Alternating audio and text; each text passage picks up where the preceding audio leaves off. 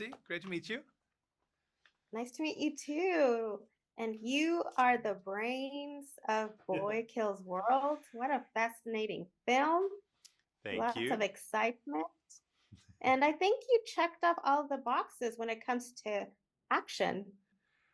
Well, we tried at least. There is always more to do and another crazy idea to real try to put in the movie. But yeah, we hope we checked a lot of boxes.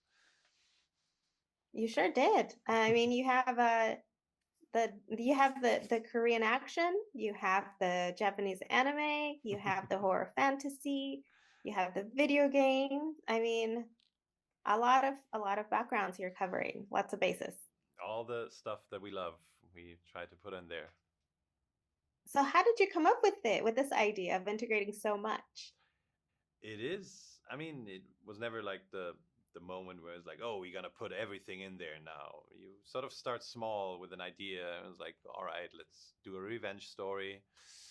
How do we make a revenge story interesting? How do we make that movie interesting? We sort of came up with the voiceover concept of a young boy and an old voice, and that was sort of the first breakthrough for us. It was like, this could be fun, and that also informed like a lot of the jokes we were gonna do and the lot of the tonality and so and then we just kept on pushing and adding more things and then we brought other people along like other writers and production designers and they sort of put their spin on everything and put in their favorite stuff which we encouraged because just more fun that way and I think the result is to me at least feels like a very true labor of love, sort of honest to a degree. It was like where people really followed their passion,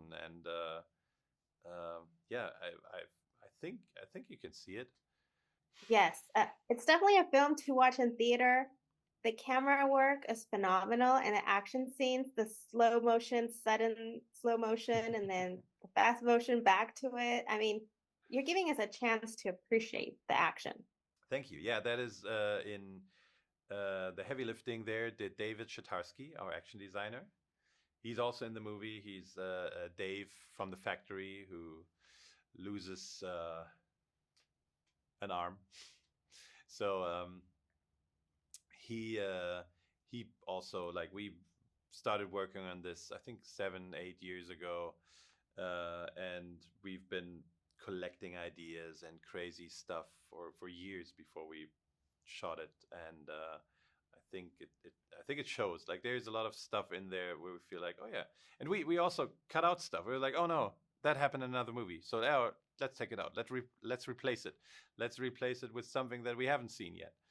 And I think there are a couple of things there that might surprise people who haven't seen like yeah, who like action, but it was like there once or one or two things in there was like, yeah, I have not ever seen that before. So I agree. And what's one of the things that you hope people take away from watching your film?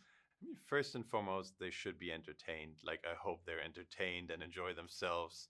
Hopefully in a movie theater, because the sound of like 200 people just going like that's an amazing sound. I can only recommend it. I heard it recently in a screening, and it's really cool.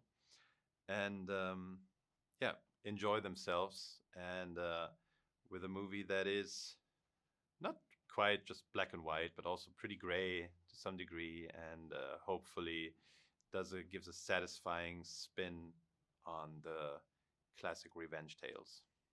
Yes. Well, thank you so much. Game over for me with you. Thank you.